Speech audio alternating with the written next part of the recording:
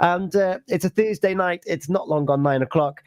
Get lucky and the month of love. Well, I'm the lucky one because joining me here again in the studio, it's Hayley. Good evening, Hayley. Good evening, Tom. How are you? I'm very well, thank you. I wish the weather would make its mind up. It was lovely yesterday, and today you might as well have like your shower gel outside. Yes, it has been awful today, but not as Yeah. cold as it's been, so I can cope with that. That is a very good point, and I'll take that. Jim Bob's with us over on Twitter. Hello, James. Hello, Jim Bob. And talking of the month of love, which was our introduction, the rock show. I don't know what kind of music you're into, Hayley. I imagine you're into a bit of everything. Yeah. The rock show are doing, this is on a Tuesday evening, they're doing a competition for the best power ballad, the best rock love ballad. Hayley, I'm going to put you on the spot. If you were to pick a rock ballad, which has got air grabs, solos, and like epic choruses, what would you go for? It has to be. Oh, see, I'm between now Queen and Don't Stop Believing. Oh, which Queen song? As in Find Somebody to Love? Oh, I just love Queen. The music is very much a... Yeah. You can Find grab Somebody to anything for Love. that.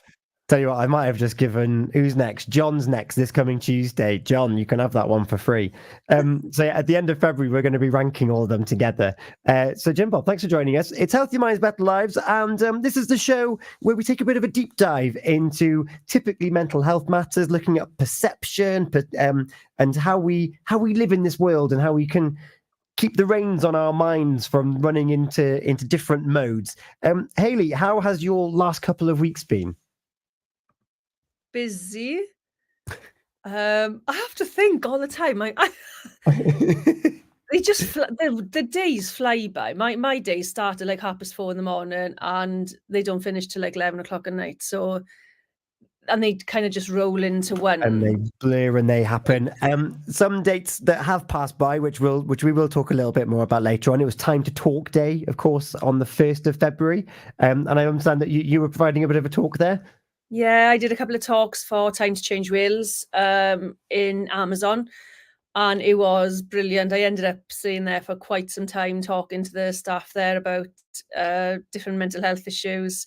And just, what's really nice is to have open conversations, people who are completely honest about their situation.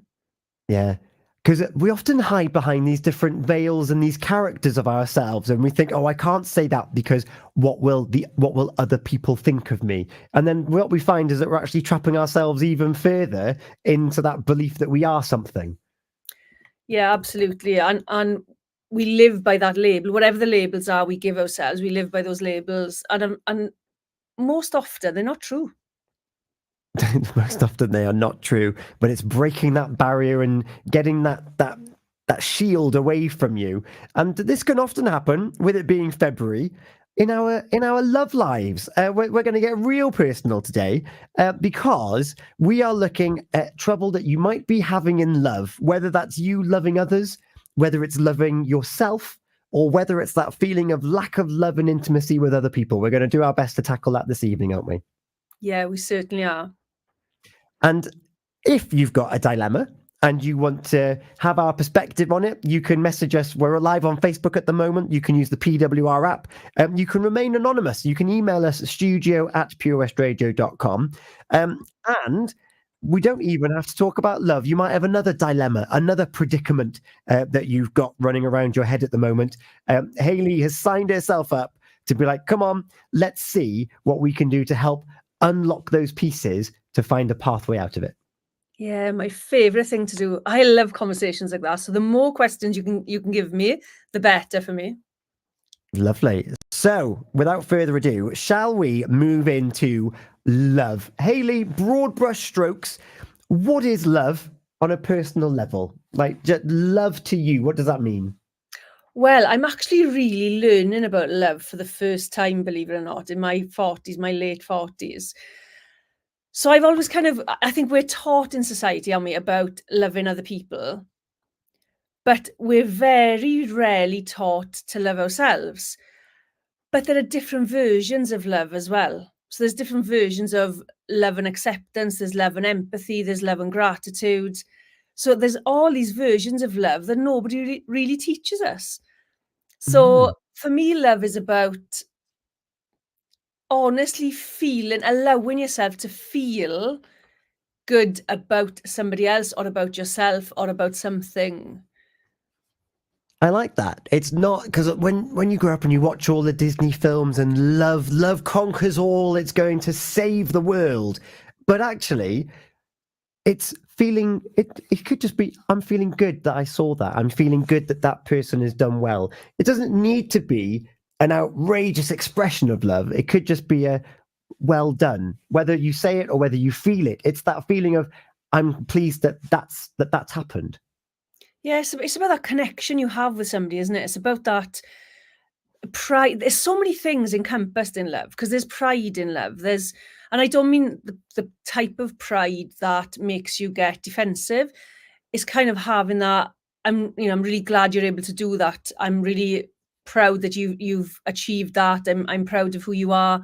There's all those versions of love, but I don't know. We seem to. Do you think then that we really segregate emotions and we see them as individual things as opposed to an emotion like love being a blend of a lot of different emotions? I think that it takes far too long for us to realize that they are all blended. Mm. And I feel that in the process of growing up, we're taught that that's love, that's hate, that's pride, that's jealousy, that's empathy, that's envy. And you have all of them. But in order to understand it, we need to know what one is at a time. When actually, what we don't realize is that they're all growing at the same time, not necessarily at the same rate. So it can be really hard then to understand why we're feeling certain things when confronted with different things around us, and that's why young in love is because you can't see the other ones yet because they don't exist, or they don't exist in that context. And I think you've just mentioned that there in your later 40s, we're learning about love, and I don't think that you ever stop learning about it because what are you comparing it against? Because it's a very personal feeling. It is personal, and I think as well we have an idea of what we think love is, but actually, if you were to ask the question, how do you define love? Everybody would have an individual definition. But I'm guessing a lot of people wouldn't have a definition at all. They would say, like, it's Disney, falling in love, you have this immense feeling for somebody, you connect with them. But to define it yourself, to understand what love is for yourself, I think is really powerful, and we don't do that. No, and like I'm trying to find a definition in my head because I feel that I've got lots of different loves. I've got the love for my family. I've got the love for my fiance. I've got the love for my friends. I've got the love for kind of for the I don't know for the people that give me something to smile about. Like I think I'm full of love, but I couldn't tell you how or why or what that is. So would you say that those different versions of love have a physical emotion as well as an emotion? Ooh, I mean, I smile a lot. Yeah, see, there's different physical reactions when we have these emotions, and I've been using love in a very different way recently, which this is the my new learning of love because I probably didn't know how to love somebody properly because love in a relationship is very different to what you see on Disney, what you see in the movies. There's so many variables within a loving relationship, a marriage or a partnership. I've learned that over the years. I wouldn't, Mm. nobody taught me how to have a healthy relationship with somebody. So you put love into that context. Not many people have learned the skill or the art of it. No, and it's funny you mention that. I don't feel like I fully appreciated what love was until a significant breakup and significant moments happened. A bit like topical at the moment, King Charles III having his cancer diagnosis. It's only then when you're confronted with the end of something that you realize that what you have is so wonderful. So usually a cancer diagnosis makes people fast forward and they start grieving for the life that they're soon no longer going to live. we all have that. We just don't have a diagnosis on it. And I found that with love, it was the breakdown of what I thought was a version of love that helped me rebuild, albeit not in a straight line, what love was going forward. Well, interestingly, a love for one person won't be the same love you have for somebody else, because the connection will be different, because you are two very different people together.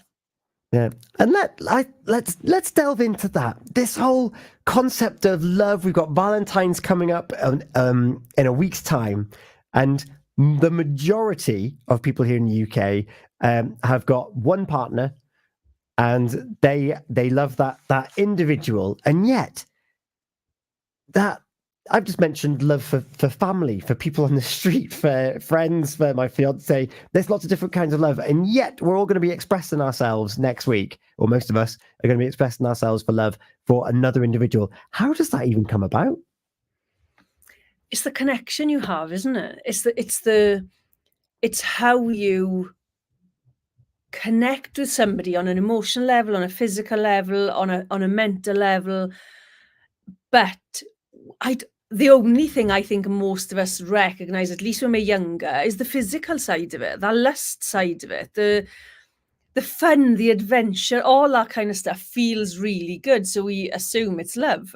Doesn't necessarily mean it's love, but we translate it as love. So I suppose the question could be asked, is everything we feel in those early kind of honeymoon days, is it just translatable into love?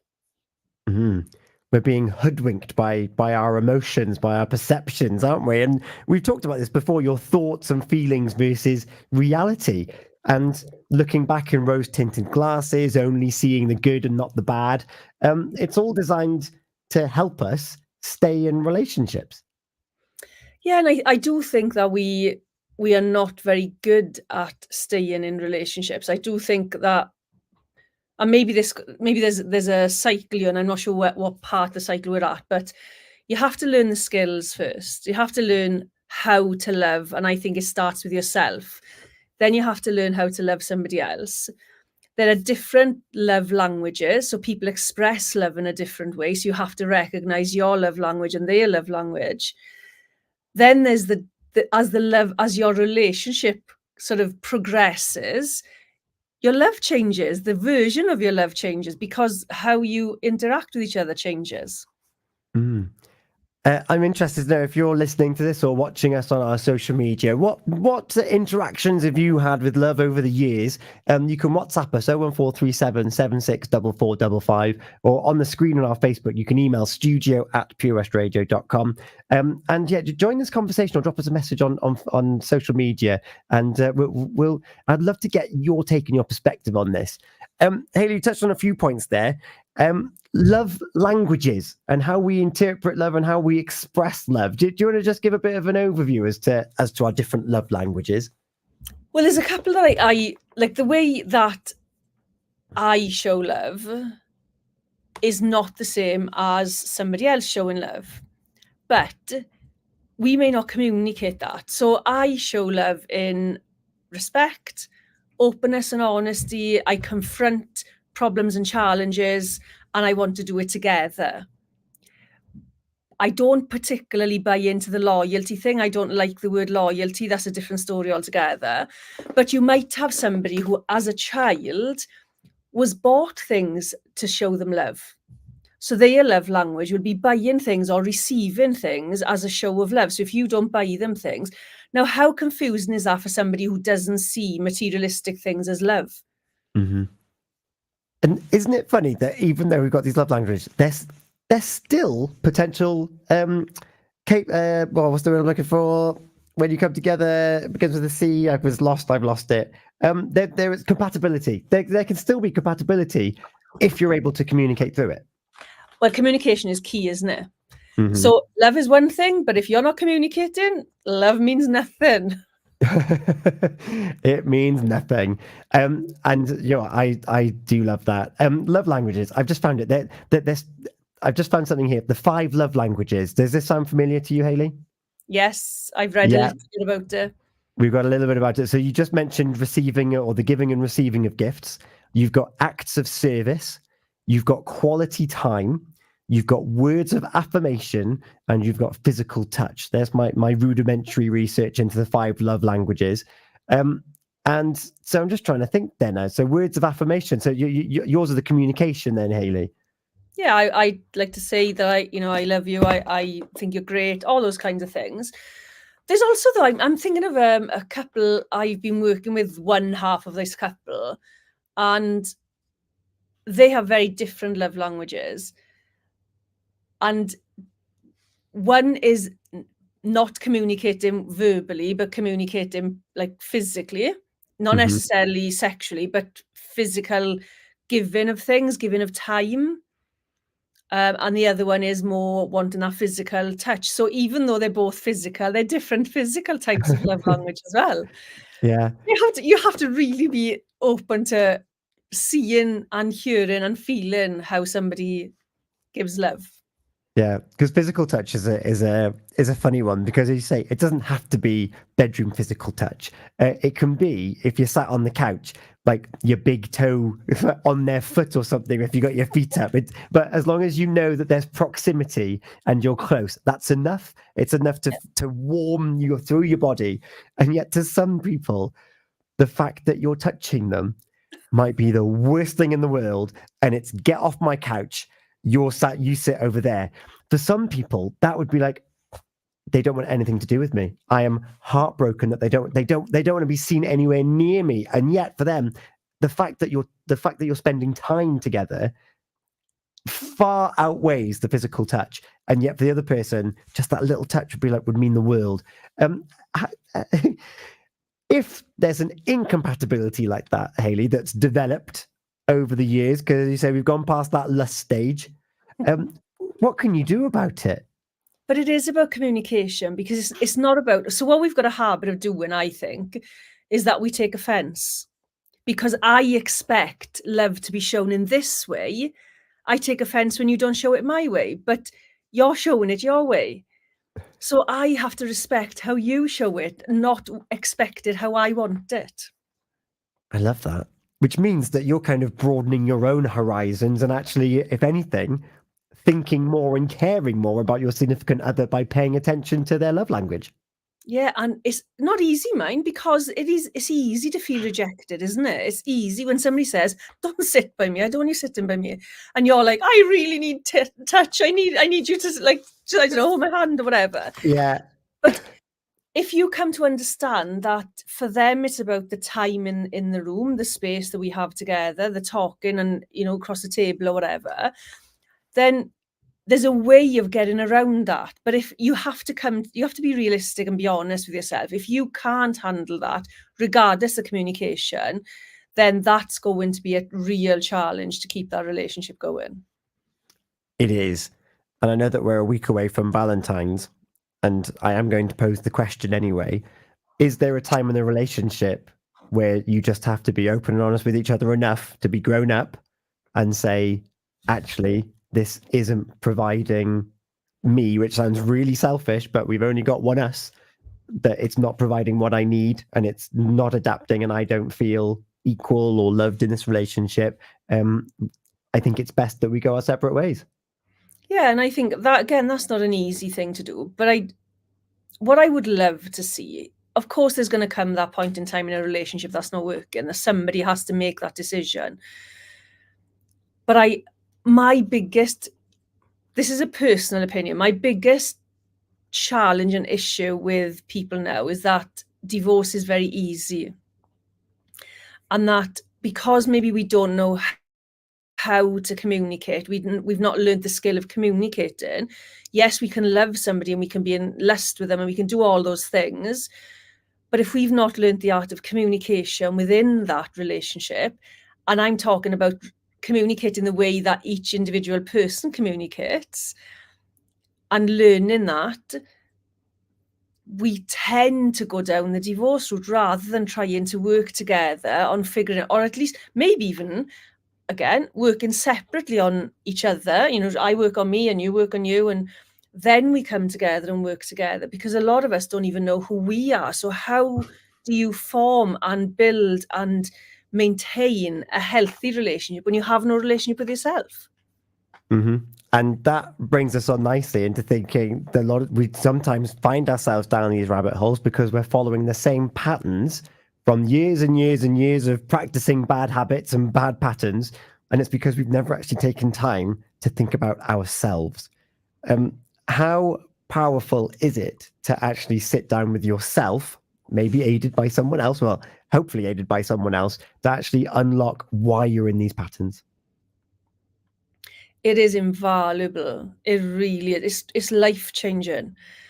Because we send kids to school, they learn maths and English and geography and RE and all these things that they have relevance in the working world, but they don't have relevance to us. So you get to adulthood and someone goes, off you go and do life, go and be happy, go and live, go and be successful and go and live. But we've not learned to define what those are. So how do you create that without knowing the skills?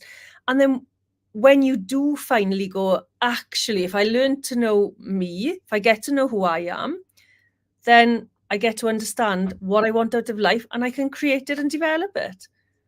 Yeah. Invaluable. It is, because as humans, we're quite impressionable. And because we're so impressionable, we hear stories all the time, and the bit of a Disney generation, a few generations of Disney lovers, we're kind of shown what we think love should be between two people, and therefore we try and recreate that in a world that is not make-believe. Well, name me a film, a Disney movie that is all about self-love. Ooh, self-love. I've got oh no, I'd be cheating. Well, it's not cheating. The closest I can think is Inside Out. Have you seen Inside Out? I have, yes. With joy and sadness and anger. Do you think it's about self-love or do you think it's about self-awareness? Oh, that one. It doesn't quite fit the bill, does it? But it's the closest that I've seen, which actually properly looks at the mechanics of emotions. So self-awareness, definitely.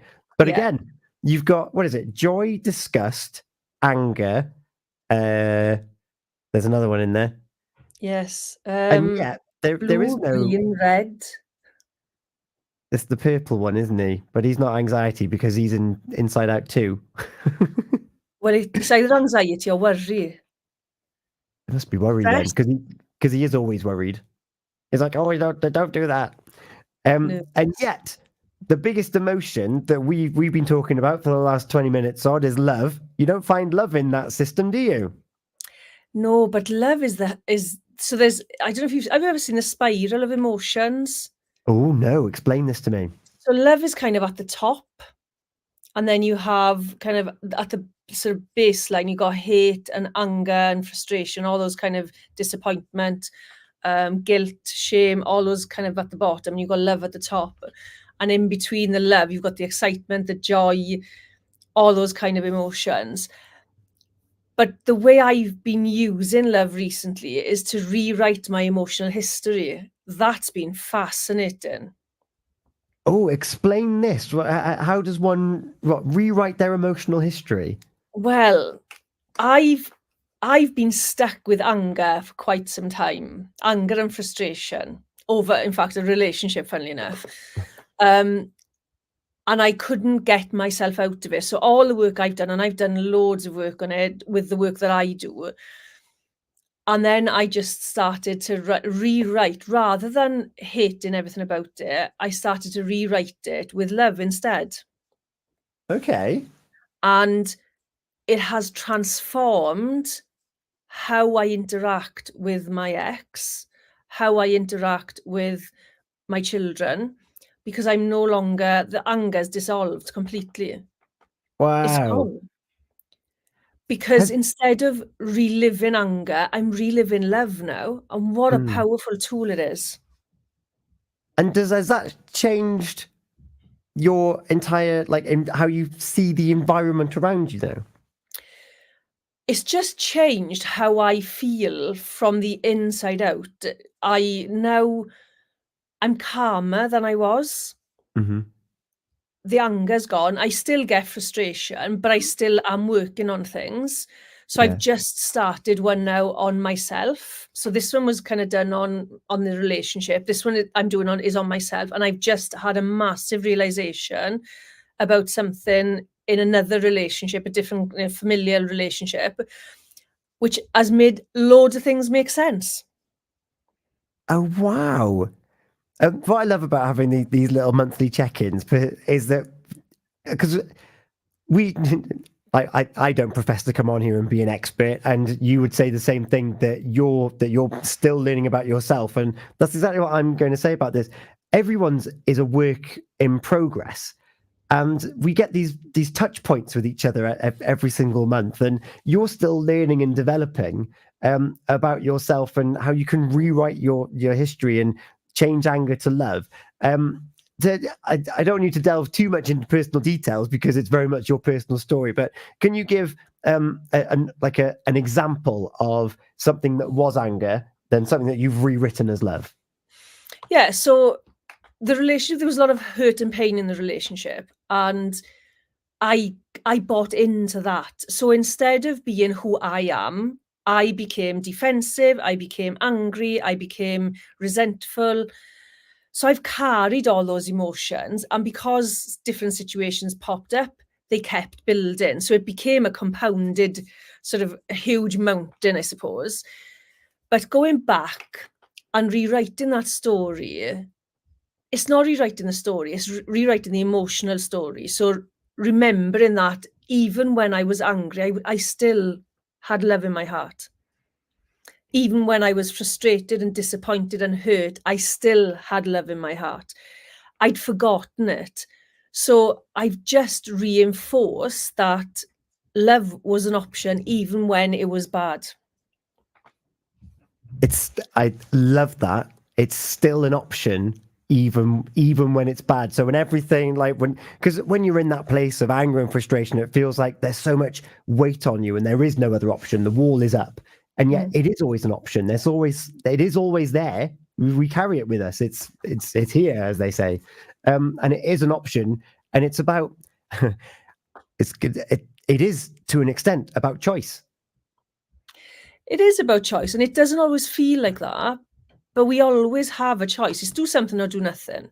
So you can choose, and I did choose to be angry all that time. I chose to be hurt. I'm not saying the actions didn't hurt me, they did, but I chose to invest in that rather than the love side of it. And that, I think that plays into the thing that I was saying earlier about not understanding truly what love is. Yeah. I didn't have to be angry. I didn't have to be hurt. I could have done it differently. And now going back and rewriting that, it's really funny because I actually get to see what I missed. I get to see what I what I could have done instead.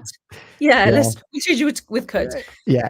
But it is so fascinating to be able to go and do that and just have better memories of the past. I can remember things now that I couldn't remember because I was so angry. There were times when I didn't remember the good stuff, and now I remember the good stuff and I can smile about it. And I can say, even when things were at rock bottom, I still loved me and I loved him. Mm-hmm. Yeah, through the work that I've done through acceptance and commitment therapy, it's a very similar kind of outlook, and that acceptance of things that you can't change. The circumstances are the circumstances, and it's about what you do in that moment. And you can either do nothing or you can do something about it. You can choose to lash out. You can choose to be angry about it. But what impact is that going to snowball into, depending on those circumstances? And if you don't act on that impulse and you allow for things to happen, and you can still, and this is going to sound weird to some people that might be going through this, you can still have love for that person. When they succeed and you're happy for them, you both succeed, because there's that quote, which is, being angry at someone is like drinking your own poison and hoping they get hurt.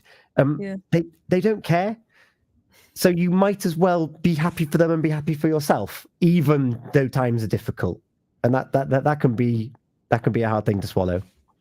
Yeah, it really can, because a lot of people, and I can put myself in this category completely, I was righteous because I was like, I've been wronged, I've been hurt. I had all these reasons and excuses to be angry and to be annoyed and frustrated and resentful.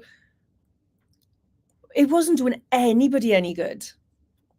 It was part of the depression. When I went into depression, it was part of that. And I've carried the same emotions. I haven't carried the depression forward, but I've carried those same emotions because I didn't know how not to. Mm-hmm. They'd become a bit of a shield, because the more I held them up as my kind of, look at me, I'm angry and I'm hurt, and it stopped it happening again. But now with love can stop that, because you can choose love and choose not to invest in that hurt and that pain.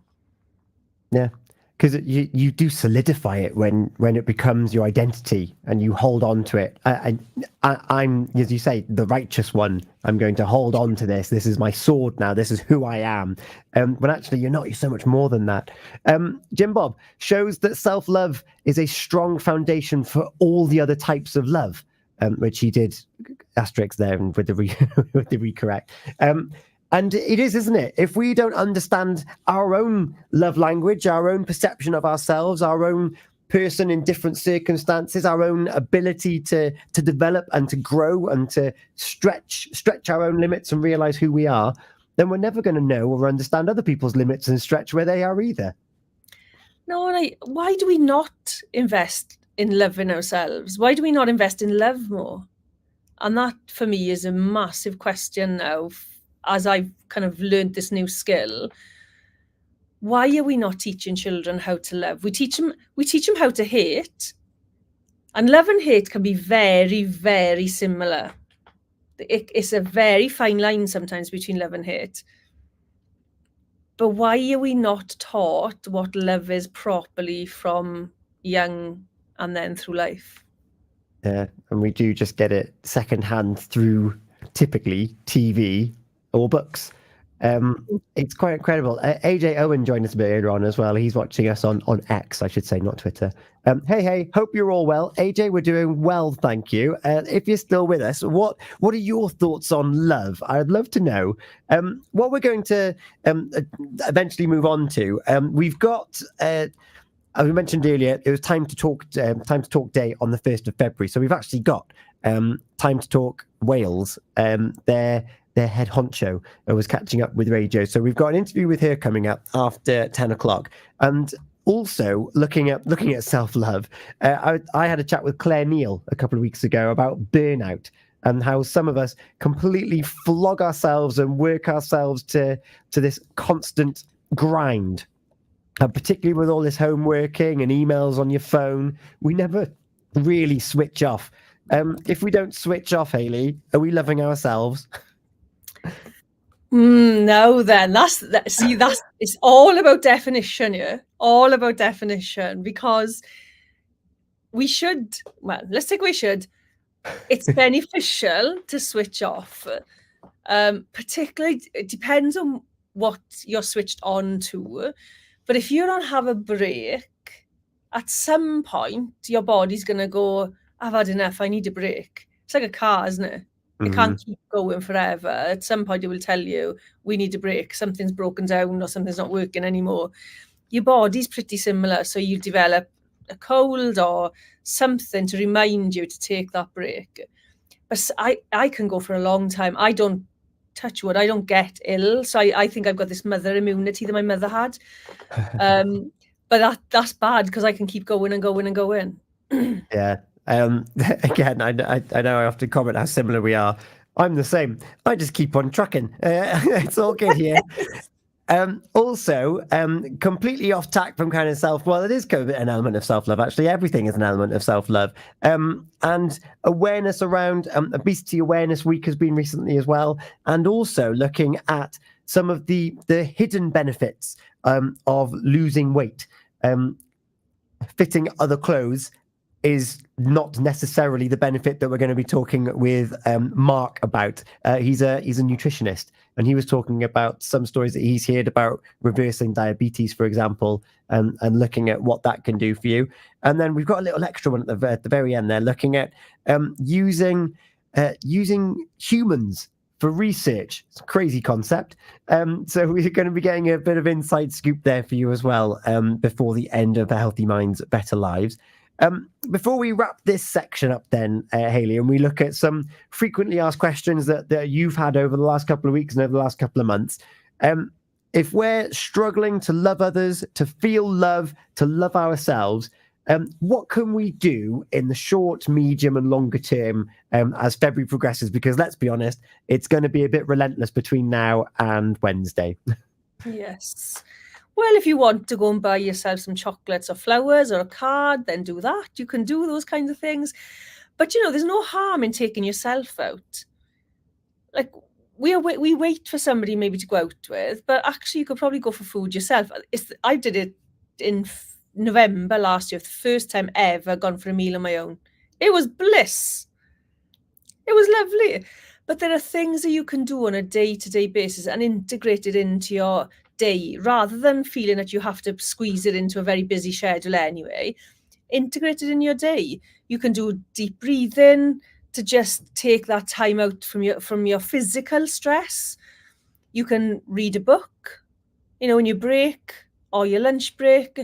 But there are things that you can do that make you smile and make you happy. Those are the kinds of things to bring back into your life. I like that. So if there's an opportunity to do that and to look after yourself a little bit, then actually take the opportunity and try and rid yourself of that little bit of shame. Oh, I can't do that. I can't do it by myself. Why not? Is what I say. Yeah, do it. Do it. We're going to take a moment. Thank you so much for you, particularly Twitter. X has been active this evening, so thank you very much for your contributions. When we come back, we're going to look back at some of the pressing questions that Hayley's been having, and how you've been approaching that, and maybe breaking down these elements that you've been getting. In the meantime, we're going to have Tate McRae and Greedy. And if it's the song I'm thinking of, the chorus starts off with, I would love myself. And again, a bit like Get Lucky, as we're about to talk about love, I didn't pick this one either. It's just there. But if she can love herself, then you can love yourself too. We'll be back. It's 9:45 already. Hayley, where's the time gone? I don't know. We just talked, didn't we? I love it. I love this show so much. It's Healthy Minds, Better Lives here on Purest Radio. And if you've missed any of it, it's going to live on our Facebook page, and it's on the catch up from tomorrow. Well, from 11 o'clock tonight. We'll be back in 2 ticks.